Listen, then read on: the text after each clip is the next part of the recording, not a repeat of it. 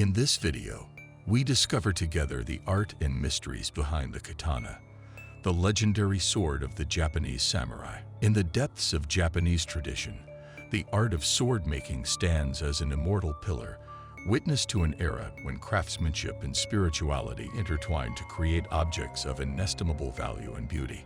These swords, known as katanas, are not simply weapons, but true masterpieces that embody the very essence of Japanese culture and spirit. Their creation is a process that goes beyond the mere forging of metal. It is a ritual full of meaning, a dance between fire and steel that has been handed down for generations. The journey of a katana begins long before the iron meets the flame.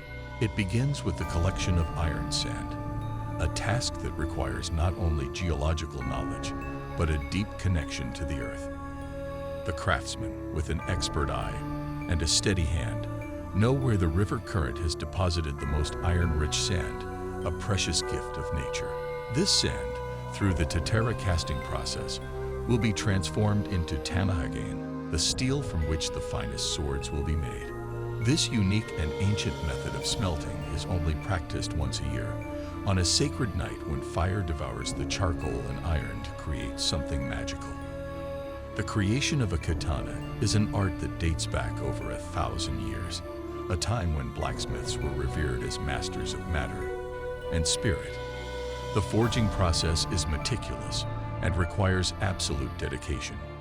The steel, heated to a bright red, is bent and hammered repeatedly in a ritual that is both a battle and a prayer. Each bend, each hammer blow, is a step towards perfection, an attempt to purify the steel and give it unparalleled strength and flexibility. The blacksmith in this context is not just a craftsman, but a true alchemist, capable of transforming raw material into an object of power and beauty. The tempering of the blade is perhaps the most critical and dangerous moment in the entire process. It is here that the sword acquires its characteristic curvature, and the balance between the hardness of the edge and the flexibility of the back is defined.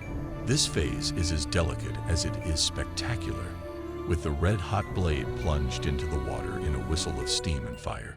It is a tension-filled moment, where the fate of the entire sword is at stake in a matter of seconds. The sad reality is that not all blades survive this process. Many break, victims of internal tensions, but those that resist emerge from the fire transformed, ready to enter history. After tempering, the blade passes into the hands of the polisher, another craftsman whose skill is essential to reveal the true essence of the sword. Using stones of different granulometry, the polisher works on the blade for weeks, honing and smoothing it until the hamen, the characteristic wave pattern that marks the boundary between the flexible back and the sharp edge of the sword, emerges. It is a job of infinite patience and precision, where the slightest mistake can ruin months of work. But the result is a blade of unprecedented beauty, capable of reflecting light in ways that enchant the eye and soul. The figure of the samurai, deeply intertwined with the history of the katana, represents a fundamental chapter in the narrative of Japanese culture, reflecting its dynamic evolution through the centuries. The samurai, defined as elite warriors in the era of feudal Japan, were the living embodiment of the values of Bushido, the way of the warrior.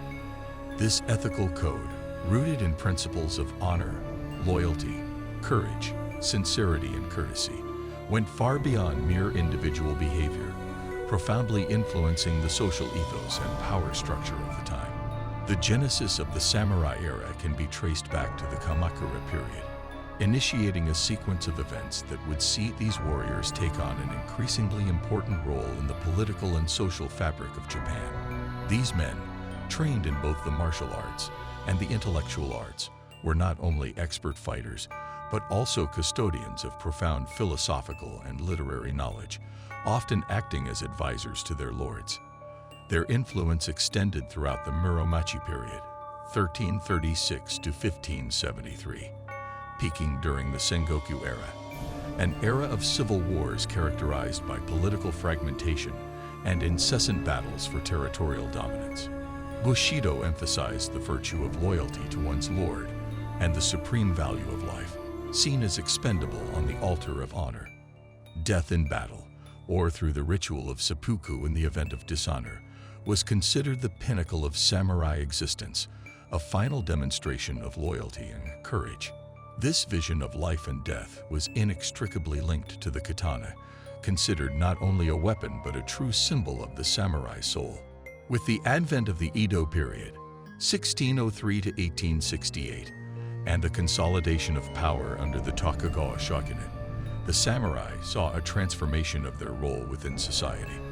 From being warriors constantly engaged in battles, they became a bureaucratic class, maintaining their elite status, but increasingly devoting themselves to managing civil affairs and practicing the arts, such as calligraphy, the tea ceremony, and poetry.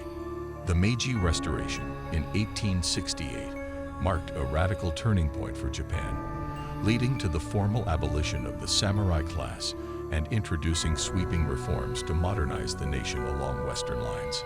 Despite the loss of their social status and exclusive right to bear arms, the legacy of the samurai continued to permeate Japanese culture, influencing work ethics, education, and society to this day. The story of the samurai and their katanas remains a living testament to the intersection of art, spirituality, and warrior life, offering a unique insight into the complexity of Japanese culture.